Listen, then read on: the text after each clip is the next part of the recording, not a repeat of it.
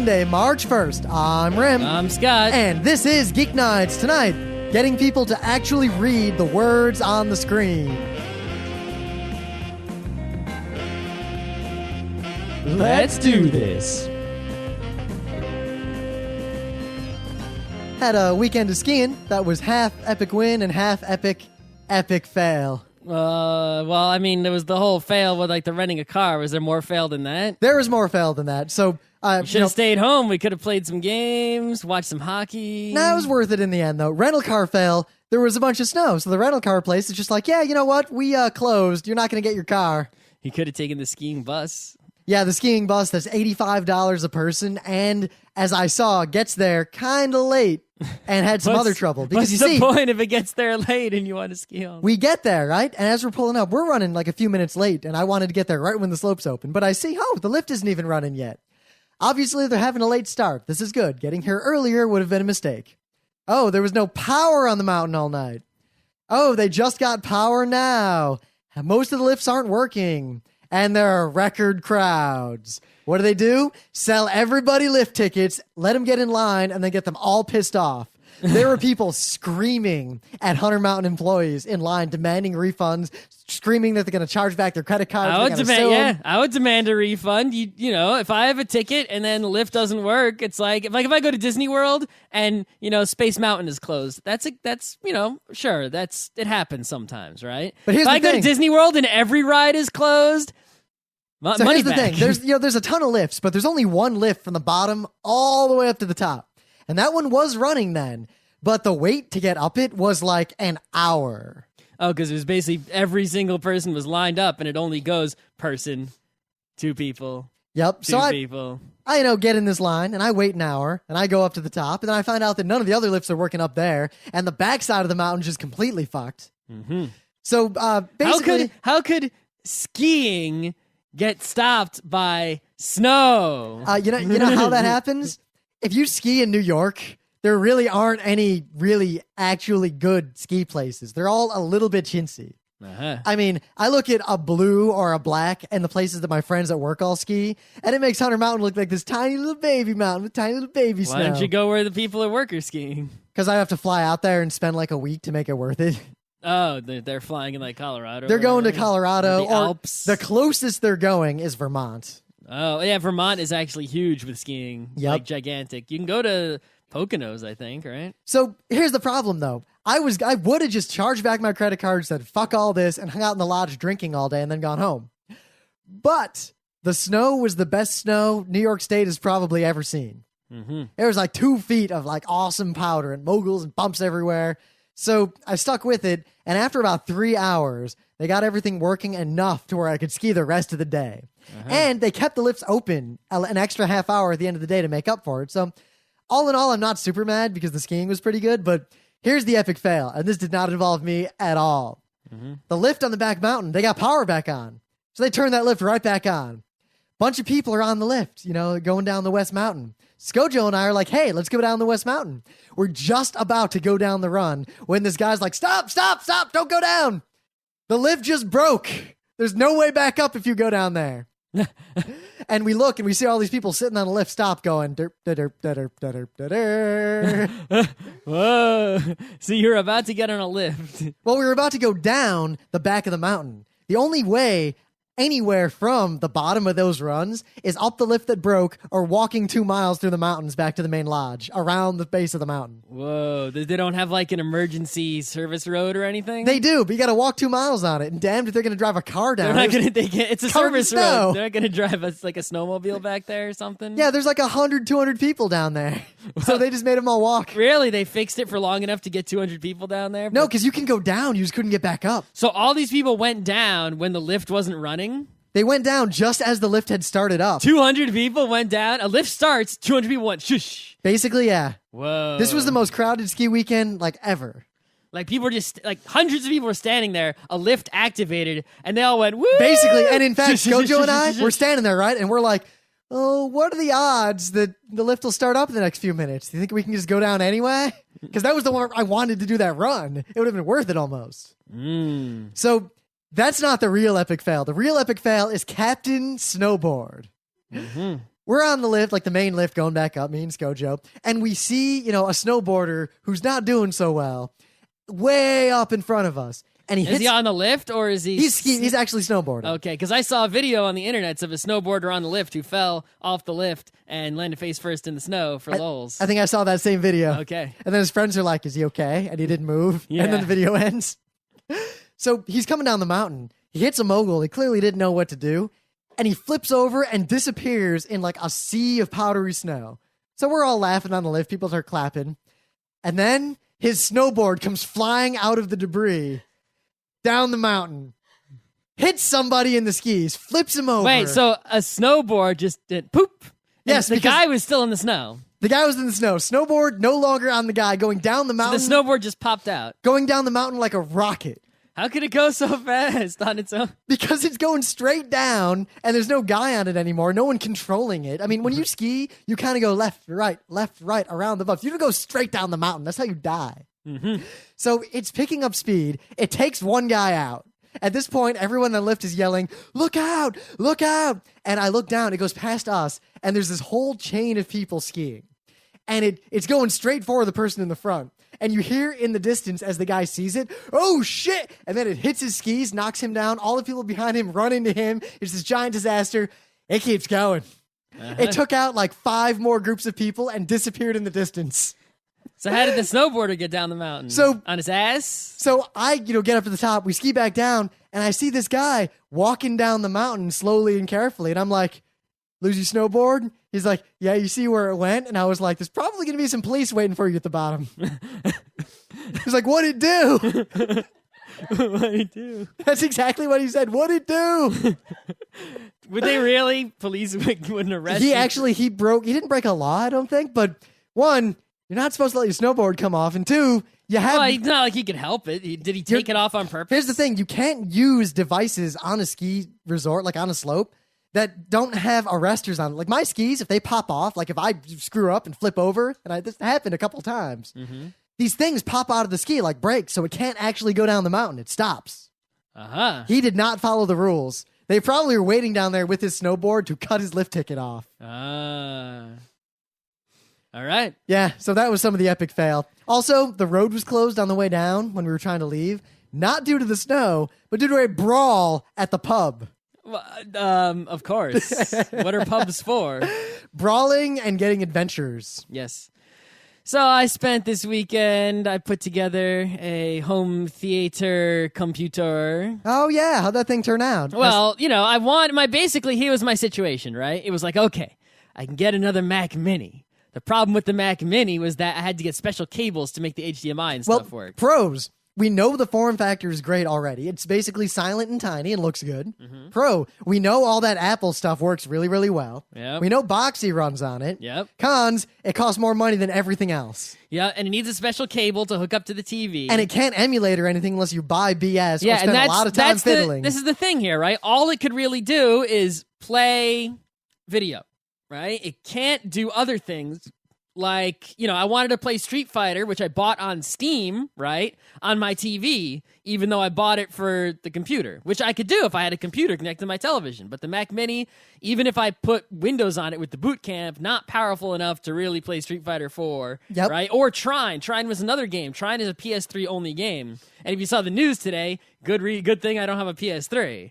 Oh, God. Yeah, we'll talk about that next week once we find out the end run. But, the thing is, I bought Trine on Steam. I want to play it on the TV. So I wanted something that could, play. It didn't need to play like, the Crisis or whatever. It just needs to play, regular old, middling, has had a middle of the road 3D-ness, so it could play those kind of games on the TV, right?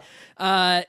Otherwise, right, if I'm not going to get that middle of the road 3D-ness to play games on the TV, I might as well not even get a Mac Mini. I should just get the NVIDIA Ion Nettop, which is basically... That is the crux of the issue, that there are a million devices now that'll do like home media in some degree, like some sort of connected to your TV. Like I have the Roku, and the Mac Mini was one too, but... you should either figure out the specific things you want and buy a device that just does that and accept the fact you're going to have a bunch of devices to do different things, or go all out and get the full-on general-purpose device that will do everything. Right. I want to minimize boxes. Which is also right? cheaper than the Mac Mini. That's right. So the Mac Mini would have been like $700-ish, and then a cable. It would have been $800-ish in total, right? Yep. Plus, you need a Bluetooth keyboard and mouse or something to go with it. Right, exactly. The NVIDIA Ion computer, right, would have been like $400, maybe even $500 when all was said and done, right? Way cheap. But again, it would basically do the same thing the Mac Mini did, play video. But it would be a little bit flaky because the CPU is an Intel Atom. It's not that powerful. But it has the NVIDIA Ion chip, so it could play 1080p videos, right, smoothly, but it really would depend on if you can get the hardware acceleration working. So even though it works, it pretty much just works, but there might be a few cases of trouble here and there where you had a video that you couldn't accelerate the decoding with the GPU, and it would be flaky, and you couldn't get it to run smoothly on the 1080p. Yep. So it's a little bit risky, but it's so much less money, and in 90% of the cases, it's going to work. So if all you want is video, right, NVIDIA Ion was the winner, right? Now, so I'm like, okay, the Mac Mini is now out, right, and the NVIDIA Ion is the choice, but I kind of want to be able to play these games. So I investigated, and I'm like, okay, what if I try to make my own NVIDIA Ion computer and put like a PCI Express graphics, something like that, right? Now, I'd have discounted that in the past because the last time I looked at the mini AT cases and all the things I could use, or micro ATX, they weren't nice enough, or at least I didn't trust them because I didn't know anyone who'd used one, and I couldn't find power supplies that were quiet enough. Well, the NVIDIA Ion is actually mini ITX, right? And the thing with mini ITX is that all the there was some cases that were small and kind of nice-ish, right? And some of the motherboards actually had everything you need right on the board, so there's no reason to buy like an Asus EEE because you can just build your own.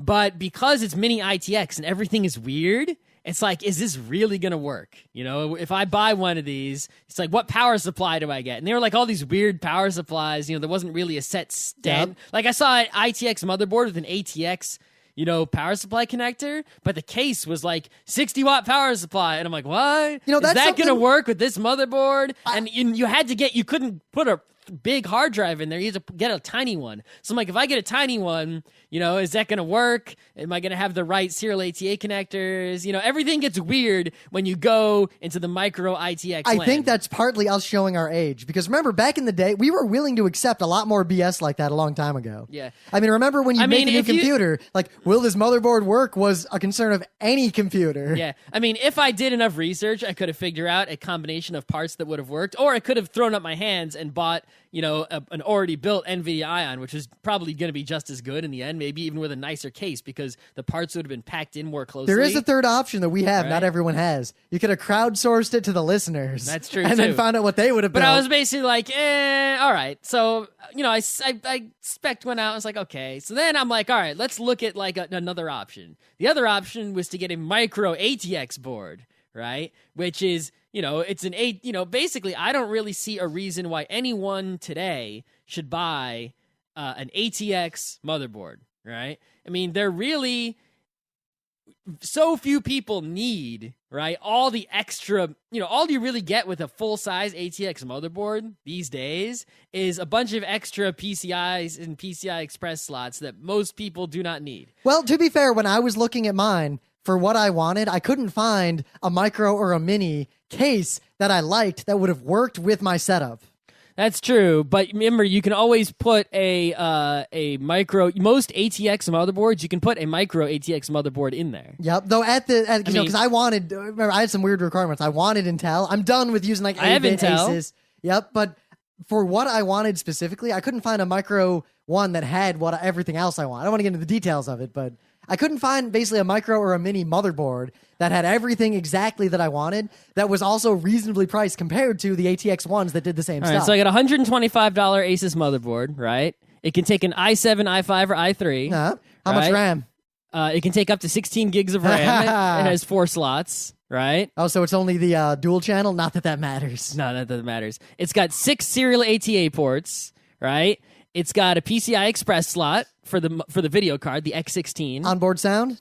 Yeah, onboard sound. All right. With optical out, HDMI out, right? What I learned, though, is the HDMI out is actually it's this integrated graphics, right? It's not that great. It's Intel integrated graphics, but the Intel integrated graphics is in the CPU. So if you get a CPU that doesn't have it, it won't work. I mean, the CPU will still work, but the integrated graphics will just be like, you don't have an integrated graphics processor because you didn't buy a CPU that had one in it. So what do you need? Like an i5, i7? Which no, one? an i3, you just have to look certain, as long as you buy the right i3, i5, i7, it will have the iGPU in it. See, I didn't bother with any of that research when I built my computer. I'm not even using the iGPU. I bought a video card. Basically, all I did was look at, I want to buy at the plateau of price for the i7, and the plateau was the like $270 chip. This motherboard is optical out. It's got it's got DVI, VGA. It's got everything. It's got USB 3. Right? For reals. USB 3. So when USB 3 stuff comes out, like if I can get a USB 3 external drive, I'm set. All right? So I bought this fancy motherboard that it's basically it's a perfect motherboard, period. Even if you're building a desktop, it just happens to be micro ATX. Yeah. And then I got the i3 CPU because I didn't need it to be that powerful, right? I didn't need to spend the extra $100, $200 even more to get the i5 or i7, The only advantage of getting the i5 is that it has that, automatic overclocking feature. I didn't need that, right?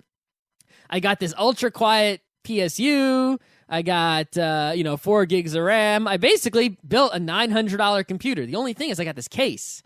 That was a horizontal case that was designed for home theater PCs. So it looks like a piece of home theater equipment. So that's my real question, because I don't trust those things for shit. How was it actually built inside of the thing? What do you mean?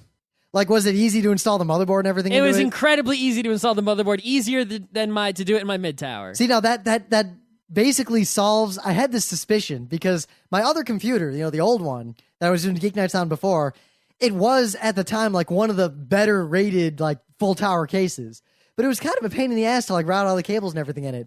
My current mid tower, it took me like 2 minutes to put everything in. Yeah. And I think it's just the fact that in the last year or so, every case now is just fine. Yeah, this case, it was a Leon Lee case, so it's, it's high quality. Yep. And basically all it is was you open it up and it's basically an empty box, really. I mean, there was nothing in there. Right? Except for, the stuff on the edges, right? And the only thing in there was a tiny metal crossbar that you would remove to put the motherboard in. No. That metal crossbar, gave the case some structural integrity, and it also sort of had this one single hard drive bracket attached to it, right? And then in the front, near the CD-ROM exit, there was another bracket. Other than that, it was basically an empty box. And you just take the crossbar out, you drop the motherboard in, you drop the power supply in, you got some extra room between the power supply and Does the it have CD-ROM. IR integrated?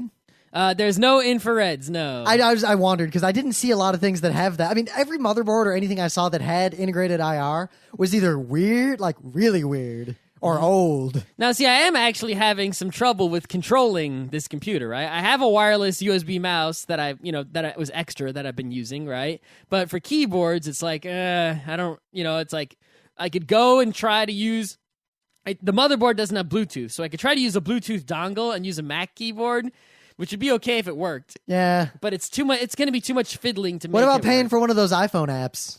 Well, there are many free iPhone apps. There is Logitech. Let me see, what's it called? Logitech has a free iPhone app that allows you to use your iPhone as a mouse and keyboard with any computer. Logitech Touch Mouse. Oh yeah, you were showing that to me. Yeah. There's a really crappy chintzy thing like that for the pre, but that does not appear to be on the pre. You install the free Logitech Touch Mouse server on your computer, and then you install the free Logitech Touch Mouse app on your iPhone or iPod Touch, and as long as your iPhone is on the same network as the computer, you can use the iPhone as a mouse and keyboard to control the computer. The problem with this is that it doesn't work until you log in, right? And then if you have one of those UAC things pop up that's like admin, yes, no, you can't, suddenly the iPhone doesn't do shit because it's locked out, right? So, but other than that, the touch mouse works all right. The Boxy has a free app for the iPhone iPod Touch that basically turns the iPhone iPod Touch into a remote, up, down, left, right, okay, back. You basically get those buttons and you get a keyboard. So when I'm running, as long as I can start Boxy with the wireless mouse and then use the Boxy app on the iPhone to control Boxy, which is pretty great. But as soon as I exit Boxy, it's like, well, now what do I, So I've been taking my USB keyboard back and forth across the room because I don't have a spare. but I'm looking for, some sort of keyboard solution. The official Boxy remote. Oh, God, do I want that thing. The hardware one that is announced, right? If they just sell that on its own, I would pay a lot of money. I'm going to for buy it. 2 that they come out with, right? So I'm pretty sure they are going to sell it on its own. I think Boxy made this big mistake is they wanted to have the stuff to show at CES, which is good.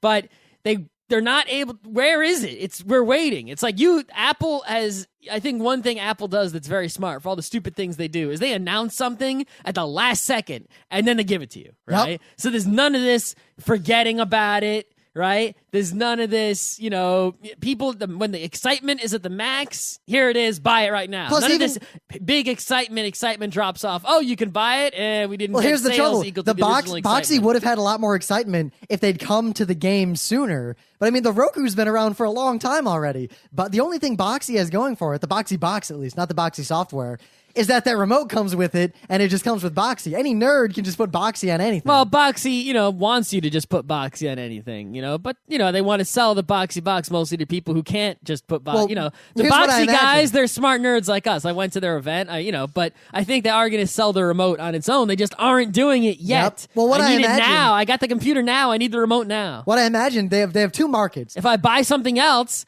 then why would I buy this remote later? They're going to sell the remote to people like us.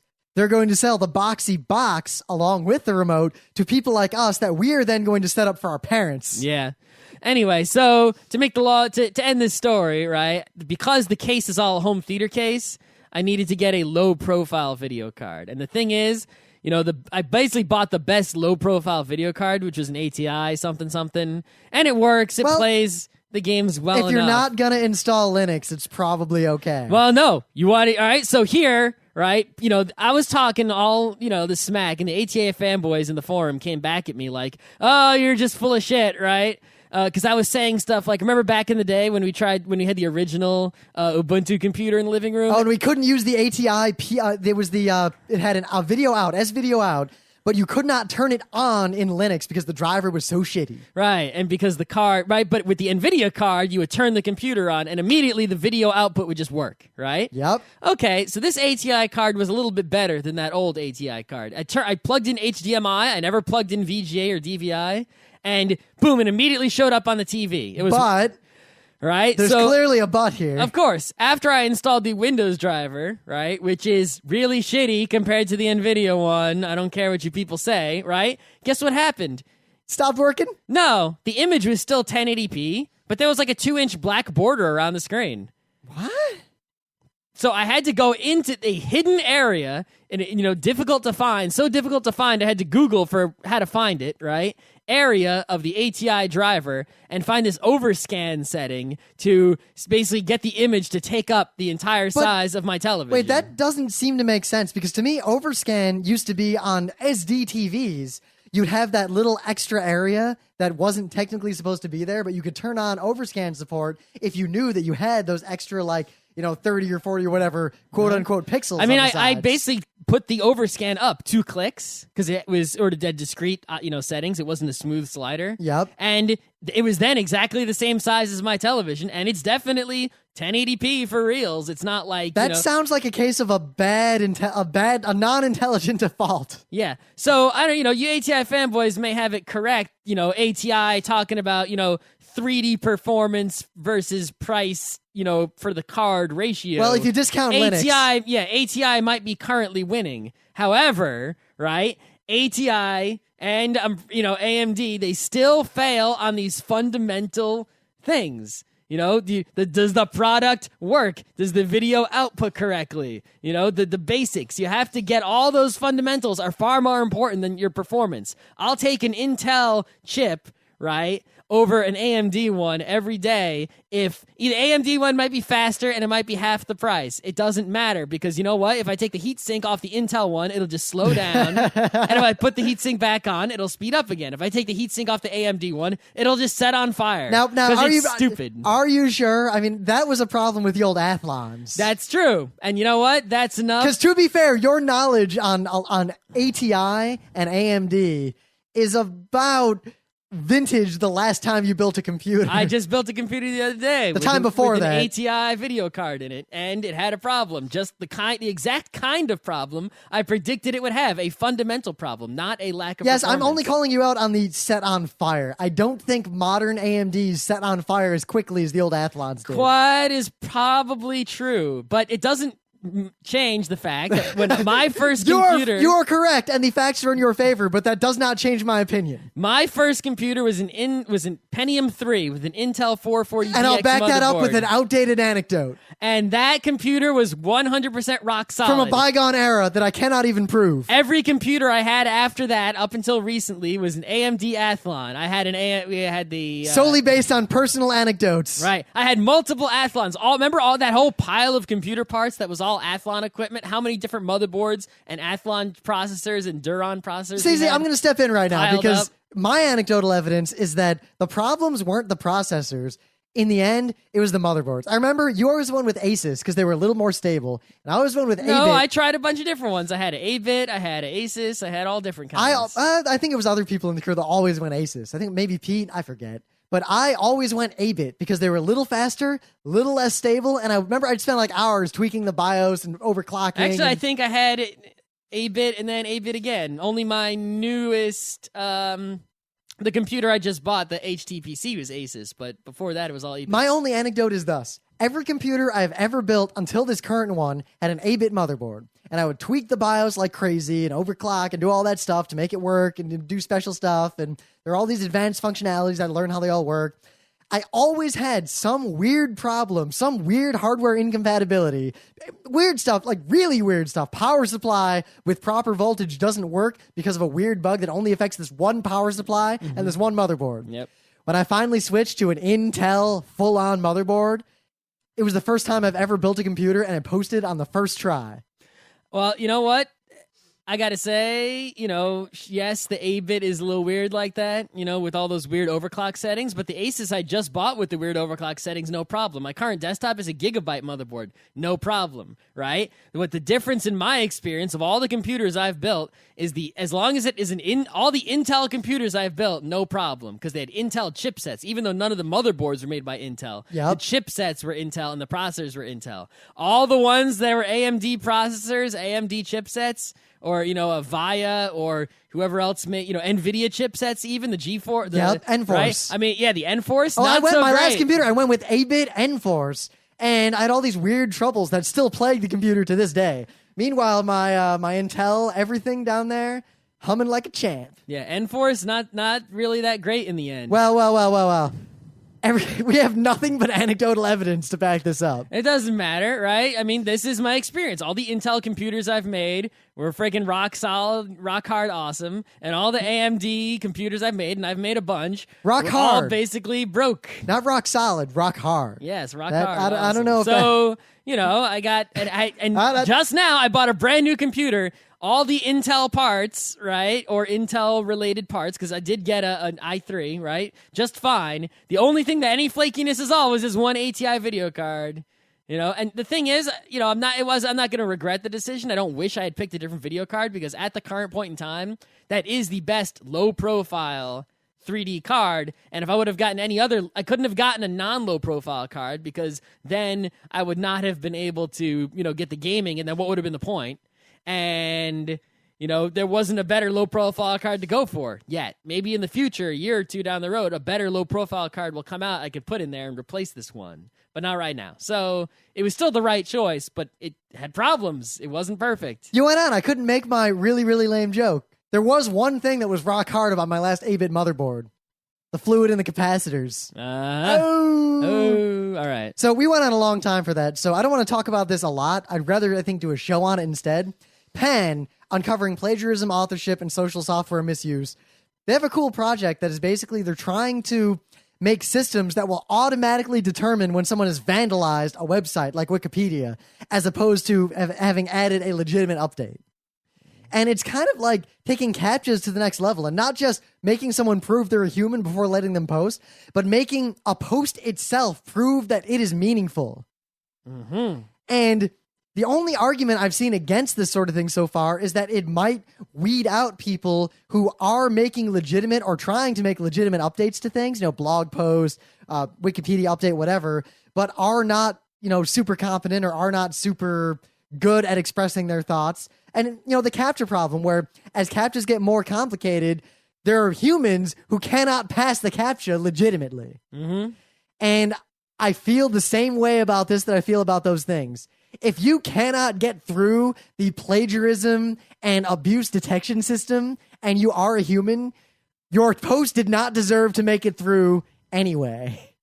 That's true. But I mean, that's giving the system, you're basically assuming that the system is perfect. I mean, what if, you posted like a really intelligent essay legitimately, like, right? And then it says, we've detected this as abuse and there's a false positive. Then what? Well, the thing is, you have to tweak it because there are going to be false positives and false negatives. You definitely have to balance it for no false positives and let a few bad ones through. But as opposed to balancing it because I mean, letting a few bad guys through and just marking them as spam is a lot better than some guy writing a big essay and it not getting through. Yep, the goal you have to of balance it for the other side. I think the goal of this primarily is detect, those people who randomly insert the word penis just into an article. Yeah, but what if he's writing it? It's an actual article. So you have penises. to use statistics and heuristics to figure things out. Like, all right, the word penis was added to an article that has nothing to do with biology or genitalia and is between two, these parts of speech. It does not seem to fit. Things like that. I mean, mine would never fit. But that's so when you come up with that algorithm, we'll be rich. So here's the way to do it. The same way Google does. They're doing, crowdsourcing it and statistically, saying, all right, let's look at these, 100,000 edits that humans decided were bad, were nothing but abuse. Let's find statistical correlations and then make an engine based on that. They're even talking about using the Mechanical Turk to outsource crowdsource the generation of the data set, so they're going to use human statistics to then come up with a mechanism of determining abuse and different levels. It's a really cool article. I recommend you guys check it out. All right.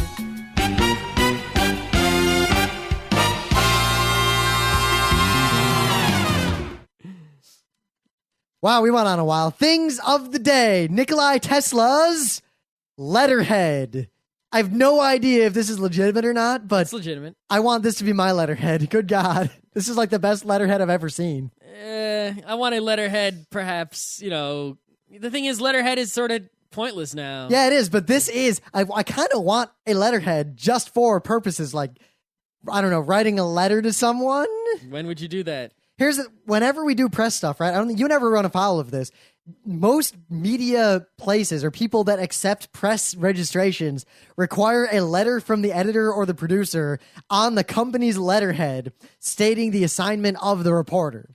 So you realize I have a long file of Geeknights letterheads and letters from me saying that you and I are on assignment. I love how people because there's a letterhead, it must be, right? I could just go down to the Kinko's, print out letterheads for New York Times, NBC, CBS, ABC, figure out who executives are, put their names on the letterhead, fake a signature, find their signature Scott, online. You don't even need to fake it. I know a guy, he's a friend of someone who works at my company, who goes to a lot of Major League Baseball games for free by showing up because he knows where all the press guys goes in. He wears the same color shirt that they all wear, and he makes a credential that is perfectly real in that he's endorsing it himself. He's not lying. He's not fraudulent. Mm-hmm. He's just saying me is covering this event for me, and no one checks. And he signs the thing and he stands down on the field watching the game as press. Yeah. I want to do that, but I'm also kind of afraid of getting arrested. Would you really get arrested, though? See, here's the thing. I'll bet. Is it against the law? They would just kick you out, right? I mean, the worst that might happen is they might ban you from the stadium, for life, which... Well, I'll bet it's not... I mean, I don't know. It might not be illegal because he's not committing fraud. He's not saying, I am from NBC. He's saying, I am Joe Schmo, my real name, from just Joe Schmo's blog, blah, blah, blah, and I have a fancy press credential that is for Joe Schmo's blog. And I sign the thing. I sign all my real contact information. I in no way misrepresent myself. And then you gave me access. Yep. So I think that's his angle. I kind of want to try it sometime for some investigative reporting. The thing is, I would be willing to try it at a stadium I did not care to return to. Like Yankee Stadium. That's a good call. Okay. the worst part is like I can't, it's like the thing is to do it at a stadium I don't want to return to is a game I don't want to see. Unless it's the Mets and the Yankees. Would you? Maybe we should do it. The thing is, at a big game like that, the odds of getting in trouble trying to sneak in and the security are way up. Yeah, you got to do it at like, an afternoon Sunday game against like the Pirates. No one gives a shit, right? That's when you got to do it. The no one gives a shit, no security game. Of course, in a game like that, they might notice because you're the only press guy who bothers to show up. No, because there's always, people that go to every single game because you never, someone's got to get the pictures of all those crazy highlights and whatnot. Yeah. As long as you show up with a gigantic DSLR with that, Oh, he does. lens. That's one of his props. He has an awesome DSLR. See, that's the thing that's the prop, right? So, right, even, so for me to get Emily has an awesome DSLR. No. You got it. If you don't, that's not the kind that the sports guys Have you seen this thing? It's good enough. It's no better than what this guy who gets away with this. This guy gets away with it. He doesn't have as good a camera as what Emily has. No, but he's got that gigantic lens that freaking goes on the front. That's like, then for the price of that lens, I could buy season tickets. So why? Right? The thing is, you couldn't buy season tickets that let you stand like on the edge of the field. That's true. But season tickets that let me sit in a normal place and not have to worry about getting caught or finagle. See, here's the problem. If you're worrying, you're already done. You've got to be so not worried. Because if you're worried at all, your body language might make you look worried. The people are like, wait a minute, what are you doing back here? You got to be like that French guy who pulls all those pranks. He dresses up like sports players and runs out onto the field and acts like he's part of the celebration. Yeah. Season tickets are better. Anyway. My thing of the day is a funny video of a Russian guy singing. I can't tell if this was dubbed over by someone else. Was this a thing of the day before? Because it's familiar. I remember it because I saw it independently of you, and I thought, wow, that's really weird, and I didn't do anything with it. Yeah, I don't know. I don't think it's been a thing of the day, but it is familiar. I've seen it before. It was on Boing Boing today. So I'm pretty sure it was on College Humor at some point. Yeah, so anyway, here it is. It's funny. I can't tell if it was dubbed over by someone else, if it was dubbed over by him, but like the audio like matches up with his mouth, but strangely. It's like he doesn't move his mouth in a shape that matches the way you would expect the shape of his mouth to be. Like when he says "la," he's like smiling instead of going "lo." Like it's when his smile reminds me of like Eric Idle when he does the fake shopkeeper kind of smile in Monty Python. Like it's so painfully fake. It's the kind of smile that only works like on stage if you're in a play. Hey, it's a weird. It's a video from Pockner, but it's there's no Pocknerese in it. Someone out there, you totally got to mash this up with something. Yeah. So just watch this. It is internets. So Slashdot article. I'm not going to read it, but it made me realize something. And we've talked about this off and on. We've never actually done a show about it. The vast majority of people who use computers don't read anything that's on the screen, let alone the error messages. Really? You don't say. So from the Slashdot article, some Baffa basically says, so what do we do? Like, seriously, what do we do to get people to read? Is there a way to get people to read the words that are coming out of my mouth on the screen? I don't know if there is. I mean, I was in kindergarten, right? There was an Apple II in the classroom. And, occasionally they would take you down, the whole class, to the lab full of Apple IIs, right? And the teacher would say, okay, everyone, do this. Okay, everyone, do this. And you're supposed to do things as the teacher said to do them. I just immediately, from the first time I ever sat down at the thing, read the words on the screen.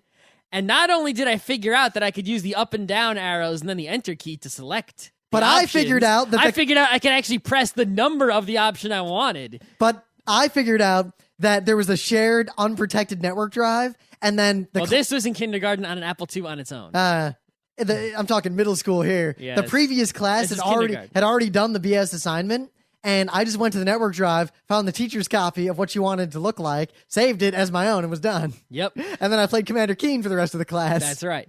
So, but the point is that I was reading the words on the screen and then inferring from those words what things I could do and what would happen if I did them, right? I did have to do some trial and error, but not much. The option would say, 1, start playing Word Munchers. So I pressed the number 1. Word Munchers starts. Yes. It said start playing numbers. So that's right.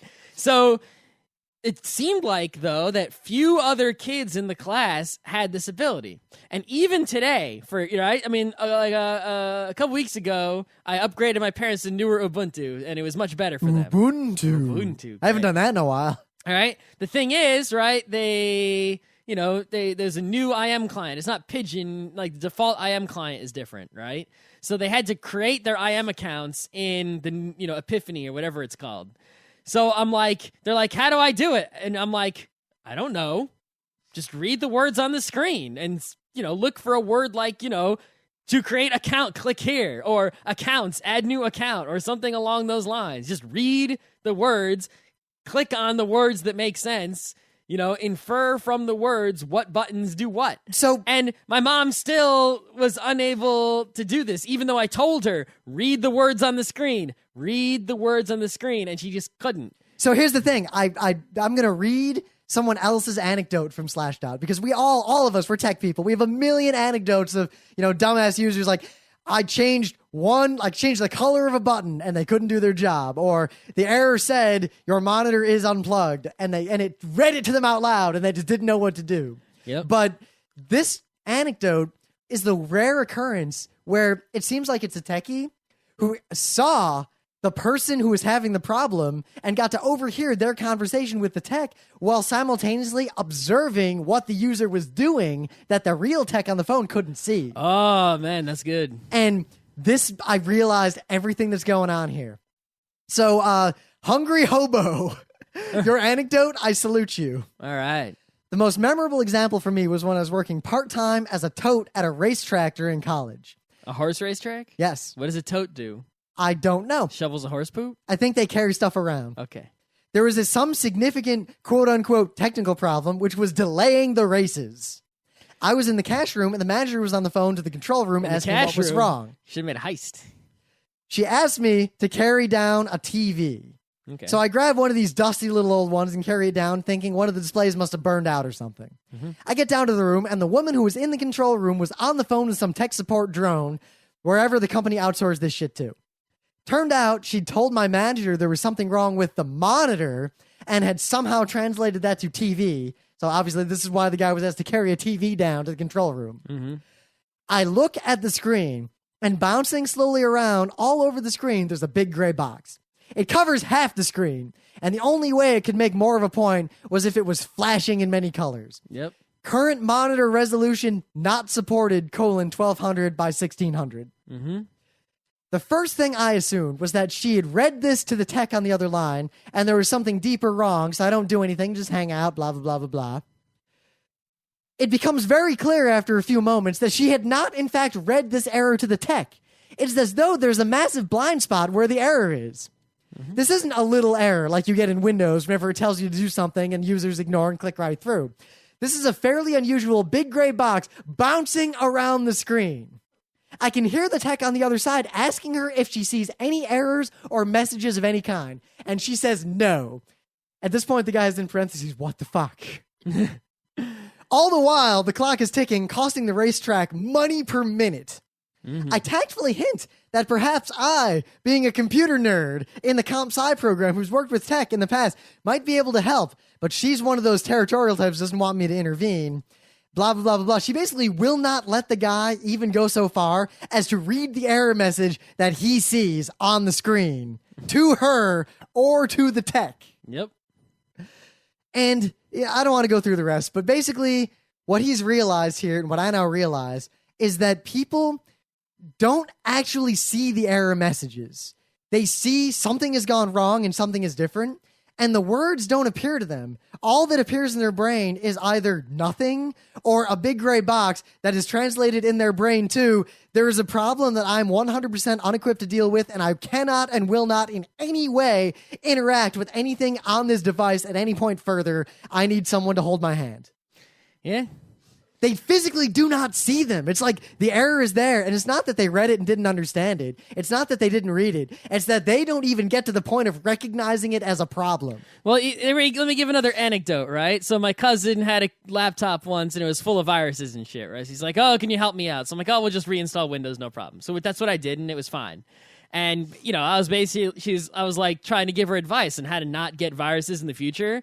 And I was like, yeah, you really need to just install all the updates whenever it tells you that there are updates. Install them. She's like, oh, yeah, I see something about updates. So she was reading, kind of, right? Because she had seen messages about updates. But the thing was, she would just always click no. They just want to make it go away. Anything that pops up, even if they, read it or kind of read it, they just want to make any pop up, anything in their way, go away. Just go away now. No matter what it is. It could be the computer will kill you in 5 seconds if you click no. They'll just click no. Just want the whatever button.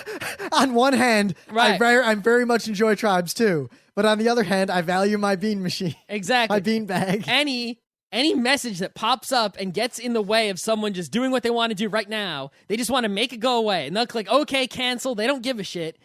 There's whatever makes it go away is what they want, right? But there's this separate problem where they probably don't actually notice or recognize that the words on the screen will tell them what the problem is. Or even if they, read the words, right, and partially understand them, they don't fully understand them, right? Like my cousin, she saw the word updates. She understood on some level that this would update something, that there would be software added. And I think she sort of knew also that would make like a progress bar and involve some waiting. And she didn't want to wait for anything, right? She just wanted the message to go away so she could keep working. And it didn't really connect, just how important that was, that it would prevent your computer from being fucked up, right?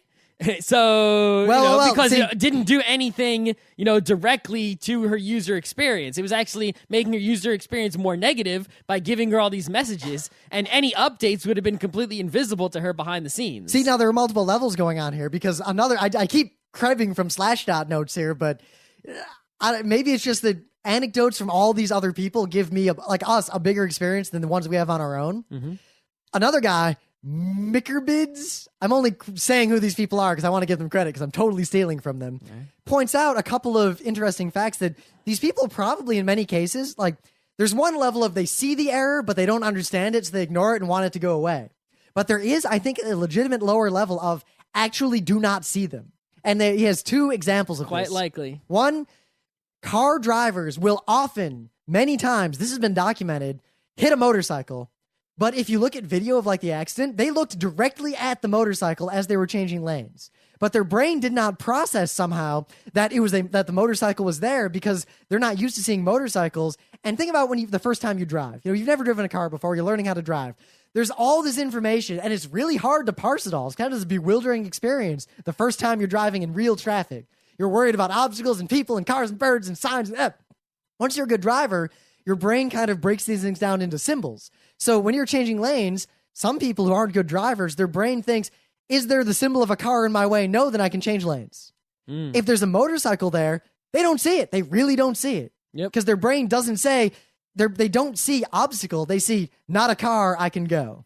And another example of this is pilots. If you do training with pilots and you put garbage trucks or buses or things on the runway when they're supposed to land that are not the typical obstacles on a runway, they will often crash right into them in the simulation. They just don't even see them. So these two anecdotes, or these two, I guess, the guy doesn't have citations, but he claims he had citations of studies. So if this is in fact true, it does make sense. Think about the things you can do with peripheral vision. You hold up a green card and it's the corner of someone's eye. They look away. You swap it for a red card. They look back and the card will be green. They green, really see green. And then it'll be red as soon as they're actually looking at it for reals. So think about it. So unless someone really looks and concentrates, right? They're not seeing what is physically there necessarily because their brain is trained, and has a incorrect expectation. The brain will just see what it expects to see, which is nothing. So I think the real problem, the multiple levels,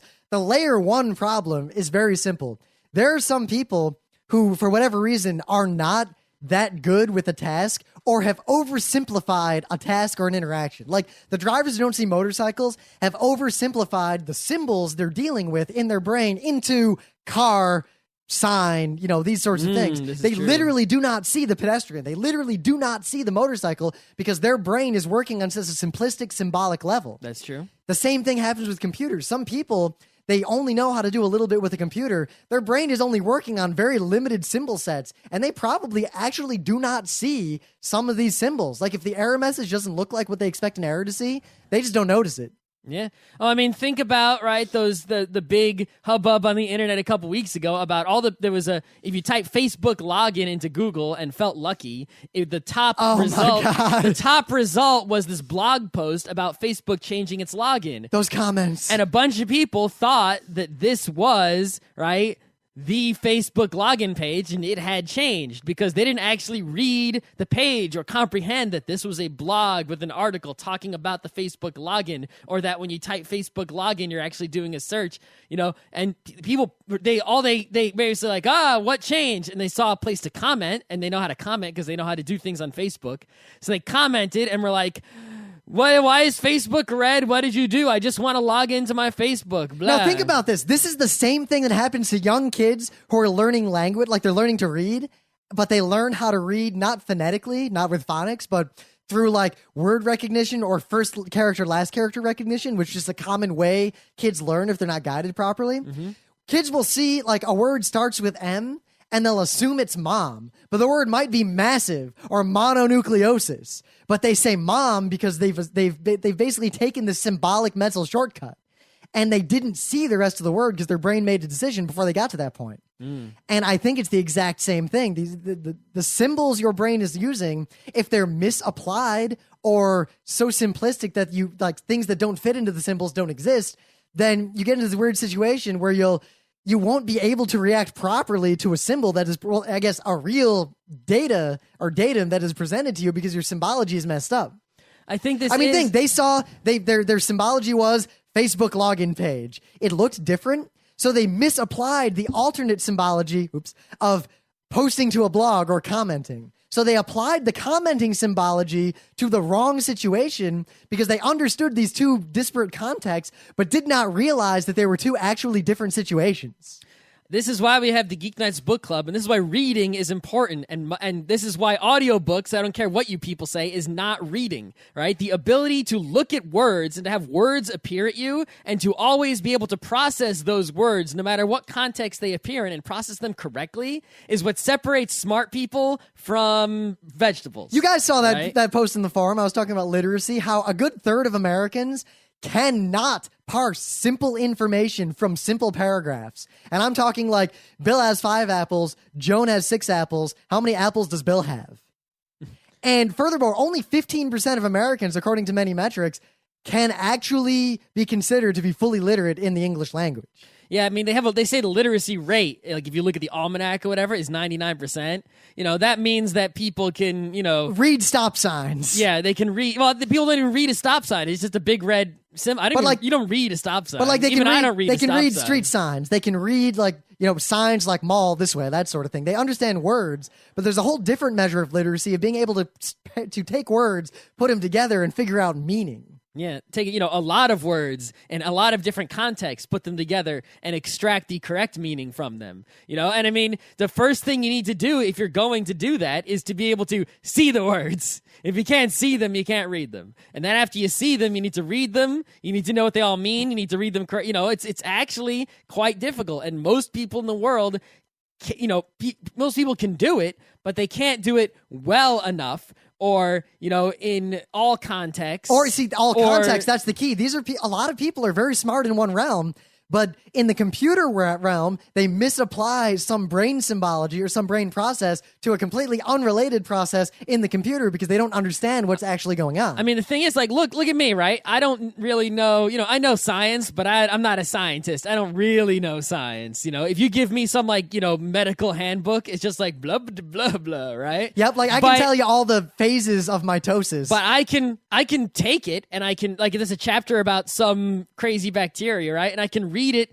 I can look at it. I'll be slow at reading it, but I can read every word, and I can extract as much meaning as I'm only limited by my vocabulary because I don't know some of the terminology. Well, here's something other interesting. than that. So I could, I can read a sentence in a medical journal and say, oh, well, proper noun A, that I don't know what that is, does this verb that I don't know what it is to proper noun C. Well, Scott, so if I learn the vocabulary, I can tell you what it means. Scott, back in the day when I took the ACT test, which is like the SAT that the rest of the country uses, but I don't know if it's changed since then. It has a science section that a lot of people had tons of problems with. Like, it was considered to be very difficult, and a lot of people did very poorly on it. But all it consisted of was they would give you a short paper or a short explanation of some topic. You didn't need to know anything about it. They would give you all the information you needed and then ask you questions about it. It was basically... That sounds like fun. I want to do that. It was basically reading comprehension, but it was all scientific principles. And people just couldn't. But all that aside, we've gone on a very long time. I think we can break it down to users. Level 1, like the level 1 problem of people not reading the screen is that they literally do not see what's on the screen due to some weird brain symbology problem. Level 2 is they read it but do not understand the importance and just want it to go away. And then layer 3 is you're already 99% on the way to being able to solve your own problems. Yeah, and then, level 4 is if you can read well enough to, see to the type error, it into Google. You can type it into Google, and that's then as soon as you can do that, you're on our level. I mean, I started out in kindergarten. I had an Apple II. I read the screen. That's how come I'm a computer scientist. That's all. I'm not a genius computer scientist. I'm not Donald Knuth. All right, I don't know fancy calculus. I don't know fancy maths. I mean, I know maths. Even stuff. But I don't know fancy maths. I can't integrate anymore, really, that much. In my own Only realm, kind of. Like the other day, someone asked me, "How do I make this group in my regular expression greedy as opposed to non-greedy?" And I was like, I didn't remember offhand. I was like, Google. Oh, duh. Put a question mark here. You're done. Question mark doesn't make something anyway. It does if you're grouping versus lazy. All the. Oh, you were using a anyway. Yes, I didn't want to get into. Or a yes, that's a completely different use of the question mark. Yes. Anyway, but the fact is, it's something I use regexes every day, but many things that are part of my daily job or part of my expertise in computer science and information technology, I look up on Google. I look up syntax on a regular basis. All I do all day, right? I went to school for 5 years to learn, programming. All I do every day is literally, I have to do this. I read and read and read and read and read until I figure out how to do it. It's the same thing I did with the Apple II. I want to play word munchers. I read until I can figure out how to play word munchers. There's the other way that is equally important. Keep trying shit till it works. I also keep trying shit, and you know what? Every time I try something, words usually come out, and I read them. So I type some code in, and it says, integrity error in the database, and I go, aha, there must be something wrong with the database when I do this. So I wonder what it could be. Before we end, I think we should do a separate show later someday, or something on what can we do to force people to read if they don't, but I think I have an easy answer. If you have an error message in your program and your program is aimed at people who are not technically competent, you need a CAPTCHA, a modal window that pops up and gives them the error message and basically does not let them make that go away until they take some action that proves that they understand That's it. the opposite of the Steve Jobs philosophy. The Steve Jobs philosophy is there are no error messages. You never have to read anything, ever. We're never going to put an error message in your face. What if when your internet connection is down, right? And this is like it just makes a frowny face on a network cable. If it pops up a window that says, your internet connection is down, do you understand what this means? And if it says yes, then it gives you a list of things that could have caused it, and it forces you to answer questions. Windows sort of does this. Windows Vista and Windows 7 sort of have systems like this. You can just keep clicking OK and yes and no and yes and no, and eventually all the windows go away. That's true. You need it to be like, all right, it says the network is down. Do you understand? If you say yes, then it says what went down, and it gives you a multiple choice question. It is like the internet connection, your mother. Maybe just insult the users too. They've got to type stuff. Ask them what is your username that you logged in with? You cannot proceed until you type it. Type what you see on the screen. It shows them a picture of a cat. I think actually a large part of this problem, right, is the mouse. If we didn't have the mouse and we just the keyboard, right, was how you interacted with the computer, people either they wouldn't be able to even use the computer, period, unless they, had much better reading ability. See, it's tricky, though, because while everyone says the mouse causes at least a lot of older school people say the mouse causes all these problems, I put forth that watch someone who is not grown up with technology try to use a computer. Keyboard, they understand like that. Mouse, am I the guy? Is that me? Is that me over there moving around? Yeah, but the thing is, they don't use the computer. They don't use the keyboard, even though they understand the keyboard. They do not grok. They do not. They don't use it, right? It's the same. They'll click on the save icon 100 times, and they'll go to file, save, edit, copy, edit, paste. Oh, I didn't see that it says Control S right next to the save word, and that on my keyboard there's a Control and an S. Well, Scott, they don't see that there. They see, but they do not witness. Yeah, they don't witness shit.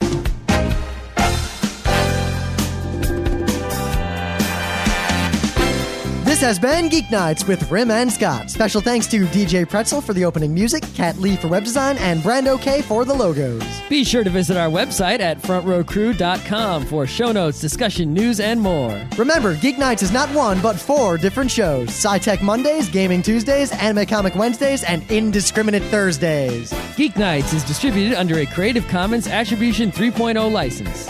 Geeknights is recorded live with no studio and no audience. But unlike those other late shows, it's actually recorded at night.